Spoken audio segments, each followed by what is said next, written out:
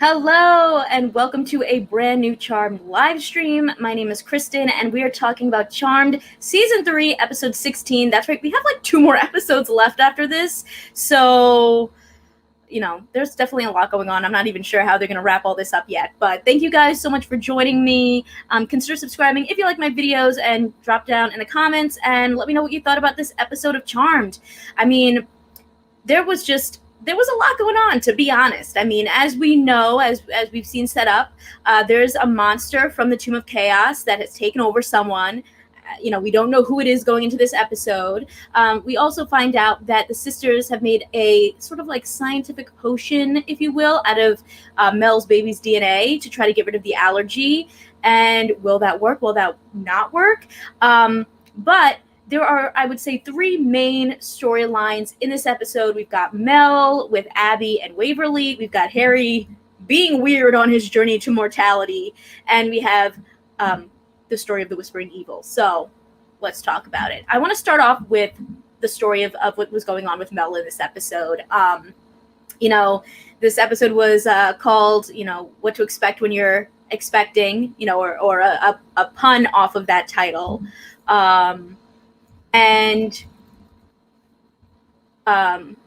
to expect when you're expecting the apocalypse. But, we really got to see a little bit more of Mel diving into being a mom, preparing for this baby. And there were some really interesting things going on there that I think a lot of people will be excited about. Mel gets really stressed out at one point and a bug freezes in midair and it's like, oh shoot, is this her time powers coming back? This episode, she also is helping Abby and Waverly, who is Abby's sister. We actually got to meet her in this episode. I know that's someone that we've heard a bunch about and had never met her before, so we got to meet her. And honestly, I got to tell you, the whole storyline there was very confusing to me. I felt like it did not make any sense. Basically, Abigail is trying to connect with Waverly because she wants help getting rid of Macy's demon power so she can give it back. But Waverly hates Abigail, and she thinks that this demon that's trailing her, this demon bounty hunter, is being sent to like get her through Abby. But Abby has no real reason to do that. So it's not Abby doing that. So Abby and Waverly go to the sisters, specifically to Mel, and ask her if they can hide out at the house. Abby, first of all, it was so funny seeing her reaction to Mel being pregnant. She was like, what? What is happening here? And then she was making all these jokes about, the baby being hers and Mel's. And I'm like, okay, what is going on here? The writers clearly are hopping on that Abby and Mel ship. Do you think this baby really could be Abigail's in some way, some magical way? I don't know. They find out that there was this tracker, though, on Waverly, and they turn it off, and, they're hanging out at the house. But her sister, Waverly doesn't trust Abigail, so she turns the tracker back on. And at that point, I was very confused. I'm like, why is she turning this on? Was this really Waverly working with demons to get Abigail? Like, what's happening here? They end up having to, they're like, oh my God, we got a protection spell on the house now. This demon bounty hunter is coming. First of all, why don't the charmed ones already have protection spells all over their house? I feel like that would be like a thing that would make sense since they're the charmed ones. But anyway, this demon bounty hunter comes in. It turns out he is after Waverly. And, Waverly at this point is kind of hiding in the house, so we don't know where she is. Mel and Abigail are the ones that have to go up against this demon. And the demon throws a dagger, and it looks like it's about to hit Mel and the baby. And I'm like, oh my God. And she stops the dagger with her time powers, which was really exciting to see. Here's a second little peek outside of the fly of, maybe Mel's time powers are finally coming back. Waverly comes out of her hiding place after they've defeated this demon and is like, yeah, I wanted to make sure, I wanted to find out basically who sent this demon. And the demon had said that it was her mom that sent him, which I'm like, it doesn't make any sense. Why? So they dive into some story that Waverly had a daughter whose magical power is eternal beauty and their mom wants it. I just felt like that made no sense. Where is Waverly's daughter? It just was like a very came out of nowhere story. and there was no connection to I don't know, just anything that was going on. Like if Waverly had a child that has eternal beauty, where's the baby then? Where's this kid that the mom wants? They're like not even protecting that baby, you know? What? So their mom is trying to attack Waverly so that she can get access to this baby that has eternal beauty. Like I just was like, what is happening? This makes zero sense. Let me know if I'm the only one that thought that. But it just felt like a very out of nowhere storyline. There was no real connection there. I was like, this is the story. There's no visuals of anything that's going on here. It just didn't make sense to me. But we also learned through Waverly, which is something that, you know, went on in the original Charmed as well, that when you're pregnant, you know, you could basically, what is the word? Like experience new powers or magical mishaps. That was something that happened in the original show to Patty, to Piper, to Phoebe, where like magical, like little accidents or things happened because they were carrying immense, you know, power by being pregnant, you know, with these magical babies.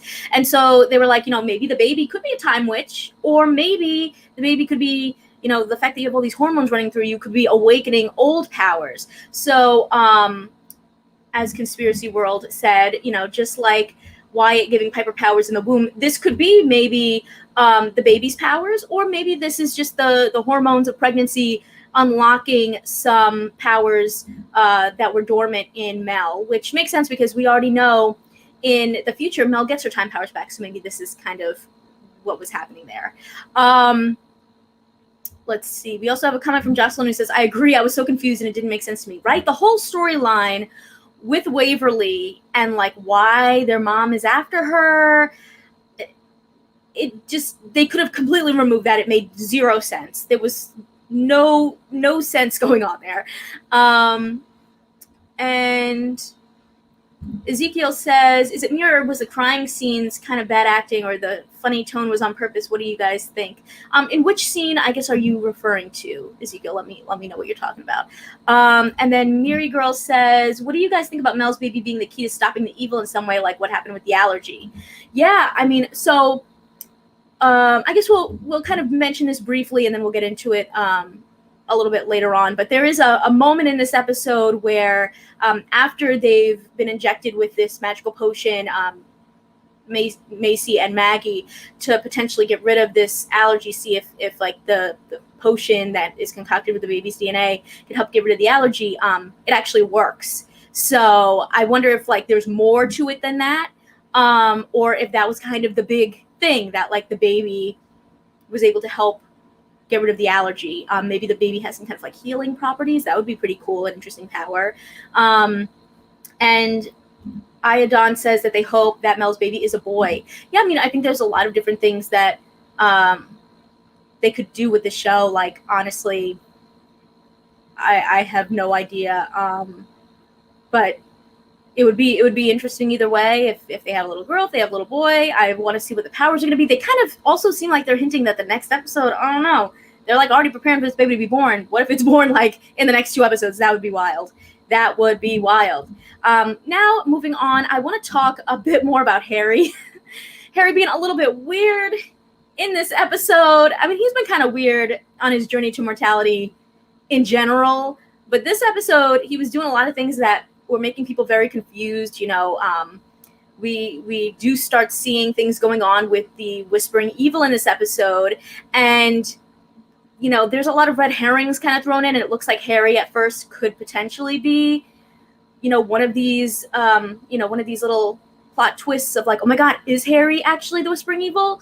But instead, it turns out that after going through his like whole, you know, from childhood to adulthood journey mentally with Celeste last episode, that now in this episode he's having nightmares of his life as James, and he's really scared of like, what does that mean? He's also losing his ability to orb, and he's kind of like scared that like, what if becoming mortal means he reverts to his old self? And like, honestly, old James was not really like the best person. He was kind of like a womanizer. He was like a cheater, and you know, just like was not a great person. And he didn't want to, as Jocelyn mentions, Harry didn't want to see how he was going to die, which is what he was dreaming about. And she thought that was strange. In season 1, he said all he knew is that he died heroically, and that's why the elders made him a whitelighter. Did the writers think we forgot? So I also got to say, like, that whole dying heroically thing was so anticlimactic, because you see that, like, Harry is, flirting with women. He's in relationships with people, even though he's married, and all this stuff. Like, that's what we've heard, that Harry, when he was James, was, like, not a great guy, right? But, like, his saving someone to become a whitelighter was literally, like, he was flirting with a woman, and then her kid, like, started crossing the street because a ball went into the street, and then he, like, saved the kid from getting hit by the car. I just thought it was, like, oh, that... I don't know, I just thought it was kind of dumb that, like, that was the small moment that was like, oh, Harry's a great person, he should be a whitelighter, Like, I mean, great that he saved a girl from getting hit by a car, but, like, I don't know, I would have just thought it would have been a bit more of a grander reason, especially when he was, like, kind of a terrible person the rest of his life. Like, the rest of his life is James. The fact that it was like, oh, Harry saved a kid from getting hit by a car, oh, now he can be a whitelighter, this was the greatest thing you could ever do. Like, I don't know, it was just it felt very weird to me. Like, if that's the bar, then, like, oh my gosh, definitely Jordan can be a whitelighter at that point. Like, Jordan has done so much more than anything James did to become a whitelighter, Like, it was just, I just thought it was really dumb. As Jocelyn said, it was dumb, and I was disappointed. I was like, this doesn't make any sense. Like, like, it didn't make any sense. So already, we had Waverly's storyline making absolutely zero sense, and then Harry's storyline of, like, why he became a whitelighter just feeling so anticlimactic. Like, that's all he did. I don't know. He could have just, like, saved a squirrel in a tree and he would have become a whitelighter. Like, I just didn't think that was enough. Yeah, as Ezekiel says, it was not enough. Galvin did so much more to become a whitelighter. Like, if he was a whitelighter, that would make more sense. All these people are doing all these incredible things, and Harry's like, I saved someone that was running into the street. And I don't know. It was just, it was so dumb. But yeah. So let's get into the big storyline of this episode, which was the Whispering Evil. So in this episode, we are literally, as of last week, we were 3 weeks away from, like, the apocalypse happening. And in those 3 weeks, we literally have this episode and 2 more. So, like, in those 3 weeks, we are going to hit the finale, And Jordan returns in this episode, which he's someone that we've been, waiting to come back, because he was very much overwhelmed by everything that had been going on, supposedly, with all this magical stuff. So he went on a vacation. And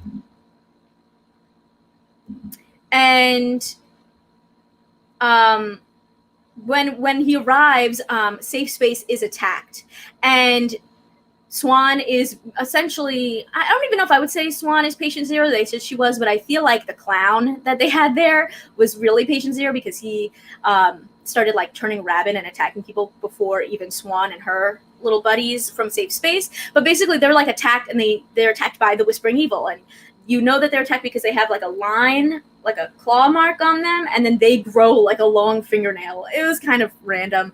But once they're attacked, now this is really like, okay, we have begun the end of, the beginning of the apocalypse, I guess you could say, So now we have to figure out, okay, so someone attacked them. Who is this Whispering Evil? And right away, I'm like, it's Jordan. It has to be Jordan. I know we talked about it last week too, and we were like, it's got to be Jordan, right? And Jordan says it's not him, but he does have a weirdly cut finger, and he was the only person that didn't get, like, actually hurt during this attack. He was just knocked out, so to speak. And they start giving everyone these truth serum potions. So they give one to Jordan. He says he's not the bad guy, so we believe him. He's not. Then they throw some more red herrings in there. Okay, Harry was on camera being weird. Is it Harry? No, it's not. Okay, Antonio. Maybe it's Antonio. They caught him doing weird stuff too. Like, I don't know what's going on. They end up giving Antonio way too much truth serum because Maggie doesn't really like what she's hearing from him, which is that he wants to be with her, and she's like not into it. Like, it's clear in this episode that like it's Jordan that she wants to be with, right? So she goes to go back to safe space and is going to tell Jordan how she feels about him. And you know, I think this is kind of also, first of all, where we find out that the potion worked. She was able to grab Jordan and touch him, even though he, you know, well, I guess he should have been fine. But it turns out when she touches him that she has a vision that he is the Whispering Evil. So she shouldn't have been able to touch him because he's magical. Although, really, should she not have been able to touch him? Because none of the magic affects these ancient creatures. So really, she probably would have been able to touch him anyway, right? Because their modern day magic doesn't influence him. I don't know. Either way, she is trying to tell him her feelings for him, and then it turns out that we find out Jordan is the Whispering Evil, and oh man, oh my goodness. Let's talk about some comments.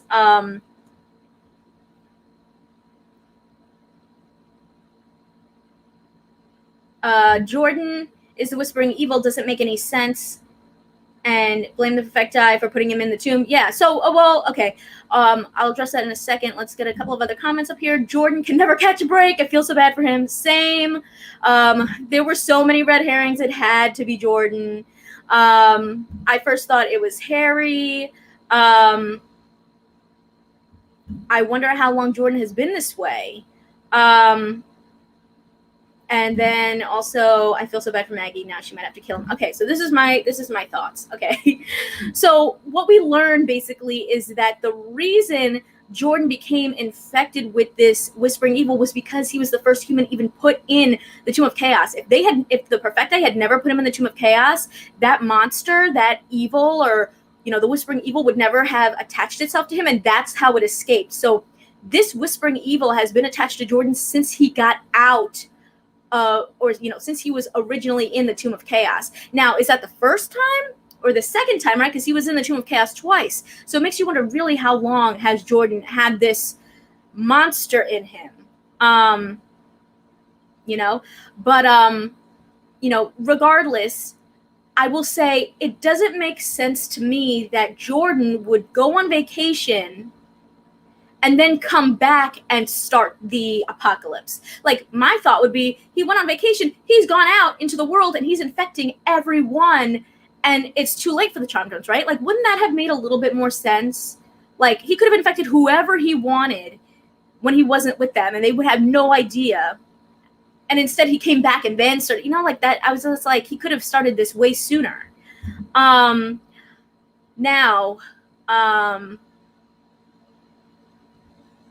Kevin, great point. You know, if Jordan was the Whispering Evil since the tomb, has he infected others, or did he wait until he came back to Seattle? Exactly. Why would he? Erica says he's been out there super spreading. Maybe he has. They didn't really kind of hint at that. I feel like they kind of made it seem like he came back and then all of this started. But like, it would be, to me, it would make more sense. He was out in the world already super spreading, as Erica said. So then the other thing is, like, in the promo for next week, it's like, oh my gosh, are we going to have to kill Jordan?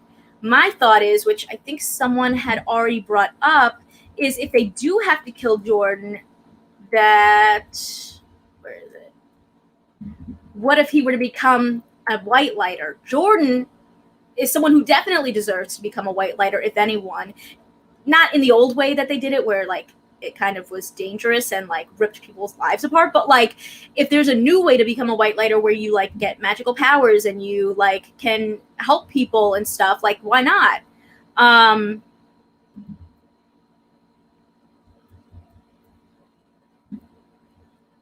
Yeah, okay. So you know, I think it would be really cool if, you know, this is their way of like turning Jordan into a whitelighter, especially if like they do decide to continue with Harry going on his journey to mortality and losing his powers and everything. And yeah, so let me think. A couple of other things I wanted to address.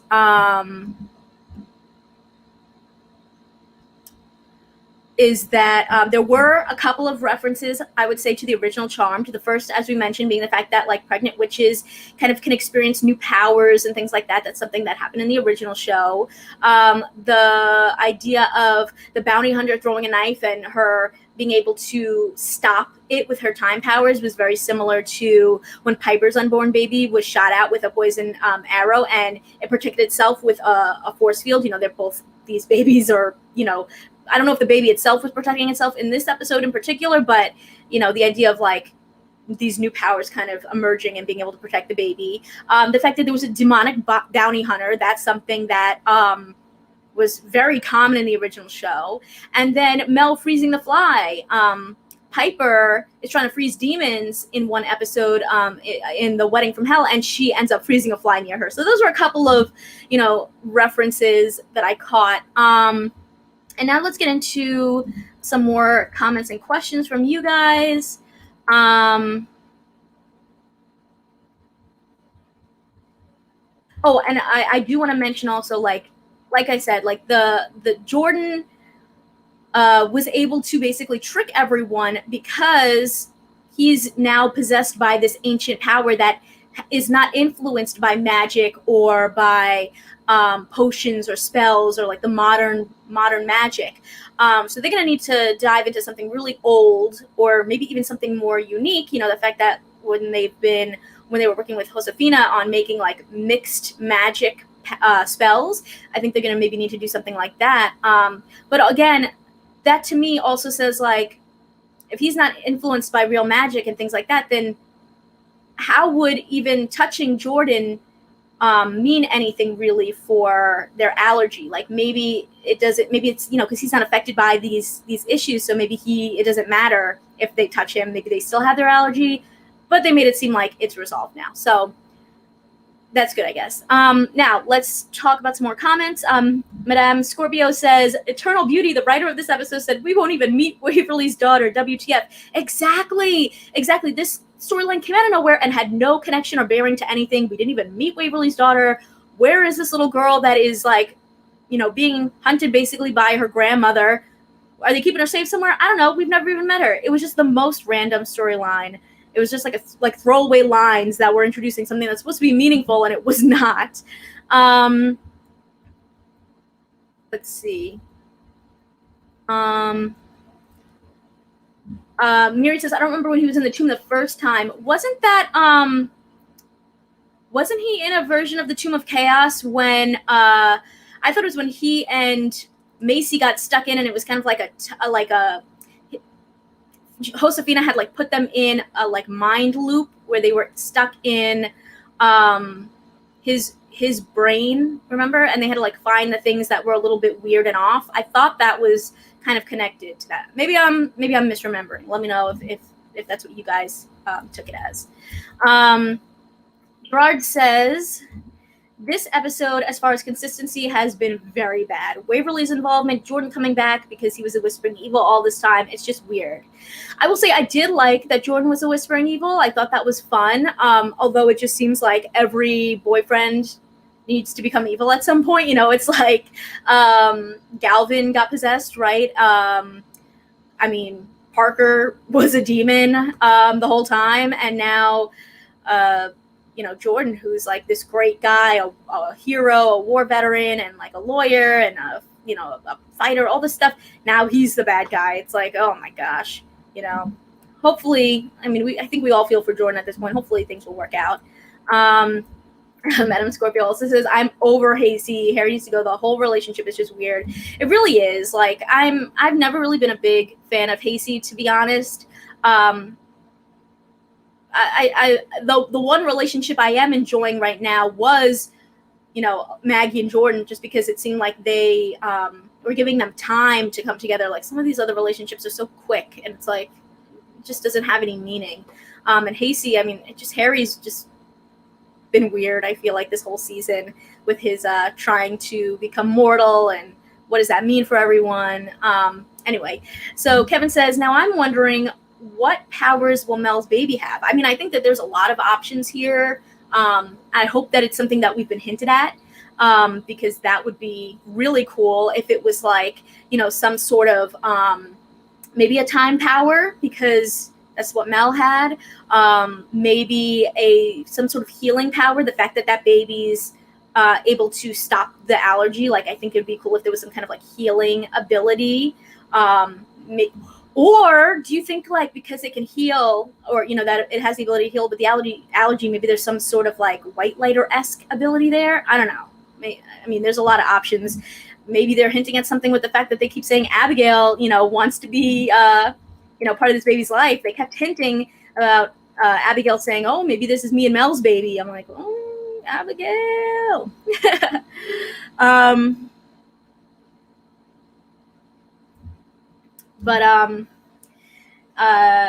Demi's saying, it's funny, lots of you are talking about some people on the show becoming white lighters. The direction of the show implies that they don't need white lighters anymore. All the white, yeah. I mean, yes, they've made it seem like we don't need it anymore, but it was a very useful power to have. I mean, it would be, even if they're not like a traditional white lighter, I think it'd be cool for someone to be there to be like the person that can help heal and stuff. But I mean, maybe they're just getting rid of white lighters completely, I guess, that is kind of where it feels like it's leaning towards, but I think it would be cool if they had someone else, maybe not Harry, in that spot that can be the person helping them. Maybe someone that's a little bit more helpful, like Jordan, who actually has been able to do things and is not always constantly getting like kidnapped and hurt and injured and stuff. Let's see. Oh, thank you so much, Mr. Hootie Bean. Thank you for the what is this called? A super chat. Thank you so much for the super chat. He says, the original Charmed was my guilty pleasure. Now, having endured 3 seasons of this convoluted, monotonous, illogical mess, it makes me appreciate the original that much more. Charmed makes no sense. Yeah, I thank you so much for the super chat. I really appreciate that. And I just think that the original show was so fun because you really dove into the stories and the characters very deeply, where like, if, for instance, in the original Charmed, if they had introduced Waverly and her baby, like we would have actually seen her baby and there would have been an actual plot point there that made sense, I think that they were also very campy and fun at times, and sometimes I feel like the show tries too hard to be so serious, but then they skip over plot points, or they'll add in something that like could be interesting, but they don't dive into it more, so you're like, what's going on here? And like, I still feel like we don't really understand the magical world. Things are just thrown at us left and right. I will say, I think the first season out of the 3 that we've gotten so far was my favorite, because I think that there was a little bit more fun and humor going on there, a little bit more regular life balanced between being a witch. Second season, I really could not. I really didn't like it by the end of it. And then this season, I feel like there's been a lot of ups and downs. There's been a lot of really exciting things going on, like the introduction of Mel's baby and things like that. But then you have episodes like this. I think we were saying last episode, there's like, there'll be 2 really good ones, and then it goes downhill. And then there'll be another really good one, and then it's like, what's going on here? Like, this episode in particular, other than learning that Jordan was the Whispering Evil and finding out that, like, they were able to get rid of the allergy, everything else in this episode did not make sense. It was, like, completely confusing and, like, just felt unnecessary. Anyway, let's get to a couple more before we wrap up. So Kevin says, it was really nice to see Abby's sister Waverly and realize she and Abby have been manipulated by their mom for years. Yes, I was glad we did get to see Waverly in this episode too. Waverly in this episode too. I just wish that it was a little bit more of a storyline that made sense. Like it just came out of nowhere. I love when stories like introduce something and then they like keep building it and building it and building it. Like it would have been interesting to, I think, bring Waverly in a different way. But also we now know that maybe the 2 of them are going to work together, Waverly and Abby, to get rid of the demon power that Abby stole from Macy and give it back to Macy. So that's how we're going to get Demon Macy later on in the future. Although, and I'm honestly really excited for that to happen because I loved Demon Macy. I thought it was so unique, and they do hint at that a little bit more in this episode where Macy's talking to Harry and it's like, I know what it's like to fear a dark part of yourself, but like I loved Demon Macy. this episode, this season in general, I think Macy's changed a lot, and it's been a little bit more negative. I don't know if anyone else feels the same way. Maybe she's just very stressed about everything that's going on, but I kind of liked her storyline a bit more in like the first season. Let's see. In the next episode, the Perfecti said that the Whispering Evil can't survive without a human host. So how did it survive this whole time in the tomb without a human? I think that's the thing, is that in the tomb, it was fine. Once they introduced a human into there, that's how it was able to escape, you know? So, but I guess, yeah, when you say survive, it's kind of like, well, then shouldn't it not even exist? I see what you mean. But maybe it's just, you know, how it's able to escape.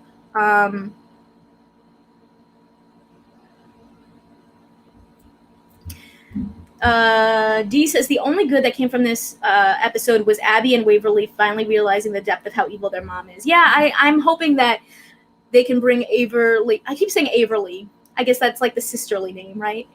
Abby, Waverly, Averly. I hope that they can continue to bond as sisters. Oh, and as Madame Scorpio says, I want to know more about them, and it was fun to see those two working on the differences. Yeah, I think that's something that, you know, Waverly's someone that we've kind of heard about, but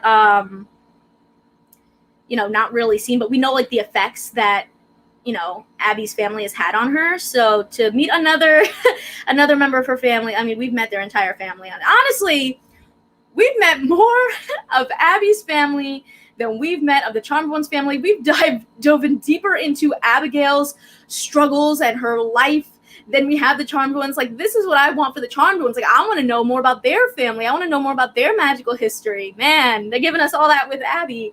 Let's learn some more about the Charmed Ones, okay? Let's see. We're talking a little bit about couples over here.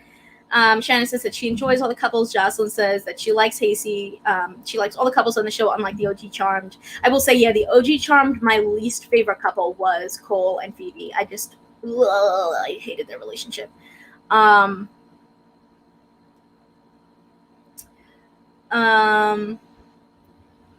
Shannon K says, for Mel, do you want her to be with Ruby or Abby? That is a good question. I think...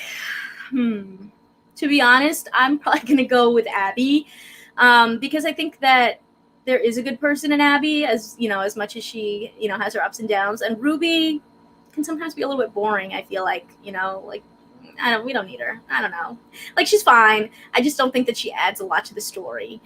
Whereas Abby, like I said, we've learned so much about Abby. Like, we know her entire life now. And Madame Scorpio also says, I like how Abby wanted to be the baby's other mom. She's ready for that family life. Really? She really was. And I gotta say, you didn't really hear Ruby saying much like that. You know, I'm just saying. Let's see. Jay Wiz says they better do something meaningful with Jordan storyline. Jordan becoming evil. Like, do something. Yeah, I hope that they do something good with it. I hope that, you know, that it's not just them figuring out a way to write him off. Because honestly, Jordan was someone who, when they first introduced him, I wasn't feeling it. And then as, you know, he progressed in the story, I was like, Jordan is probably one of the best characters, honestly, in this season. So I hope that they do something good for him, and then they don't just like ruin his life. You know, it would be too unfortunate. Myri says there's a rumor going around that Poppy's leaving after this season. Poppy plays Abby. Yeah, I've heard that as well, actually. So, you know, maybe then they won't end up together if they're going to write her out. As Jocelyn says, that she doesn't see Abby and Mel together. But yeah, it was nice seeing Abby being sweet to Mel this episode. But, you know, if she's getting written off, then, I mean, maybe it won't work out for them. Maybe they'll end up killing Abby off in the apocalypse or something.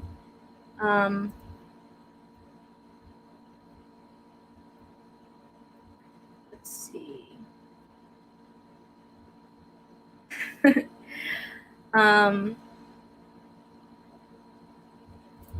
Yeah, I think as Darren says, you know, maybe less story and more detail. More details, I think, would be great. I think that's what we need.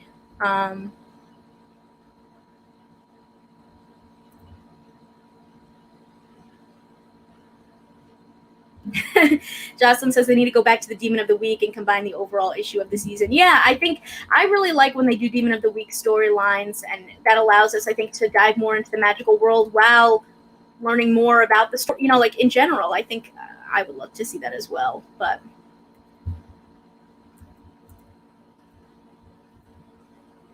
oh yeah, like Jocelyn, they need to explore Dexter's family, like Macy's whole other side of her family. Like they have a whole other side of the family to explore. I would love to see that. Maybe they're like, what happened to Macy? Where'd she go? You know, like there's a whole other side of the family that also is technically related to Maggie as well. This is that's Maggie's family too, and they could dive into so much stuff. And like it's so funny because I think there's so many things that we as viewers like would, you know, pick up and would want to see, and then they just don't dive into it. It's fine. It's fine. You know, anyway, yeah, as Madam Scorpio says, I like Evil Jordan, but I do want our Jordan back. Jordan is usually an MVP of most episodes. He really is. And Mr. Hootie Dean says Harry's joining Bridgerton. So is he leaving the show? He is joining Bridgerton. He's going to be playing the father of like that family, the father that's passed on in like flashbacks, I think. So I don't think that he would be leaving the show. I think that is probably like a role that he could, you know, do in downtime kind of thing. You know, like I think that he'll be able to do both. Unless, of course, they're trying to tell us, hey, we're going to get rid of Harry. That's why we're making him, you know, lose his mind with all this mortality stuff. I don't know. You know, maybe season 4, they're going to bring us something completely different. I really don't know. We got 2 more episodes left. All we know so far is we got to get rid of whatever's in Jordan, which may mean we have to kill him, and potentially a baby's coming. What? I would love to know, what do you guys think would be good names for this baby? You know, maybe some M names to go along with the theme of, you know, Maggie, Mel, Marisol, Macy. But oh, and yeah, this is true also. Where did it go? Madam Scorpio. I wish they would have done more with Jimmy. He was interesting. Yeah, they they really could have gone somewhere interesting with Jimmy, and instead they just got rid of him. And I mean, even the Charmed ones don't technically know, I think, that he's dead, right? I don't think so. Anyway, so thank you guys so much for watching this episode and joining me to talk about it. I appreciate it. Let me know, like I said, in the comments, you know, what would be some cool names. You guys are already commenting some good ones. We got Mecca, we got Mercedes, we got Melinda, we got another Melinda. Melinda would be good. We got Maddox, we got Megan. Leave comments and let me know some more name ideas. Thank you guys so much. Thank you, EJ. I really appreciate you. I appreciate all you guys coming each week to watch my live stream and talk about the show with me. I will be back again Monday at 6:30 p.m. EST to talk about the next episode and then the finale. We got 2 more left. Like, this is wrapping up pretty quick. I'm like, what is going on? What are we going to be getting into in season 4? I cannot wait for it. Oh, Erica, Maritza, that's my mom's name, and Michaela. Nice. Yeah, got lots of great names up in there. Like I said, thank you guys. Make sure to check out more of my Charmed videos over this way, and I will see you next week. Bye.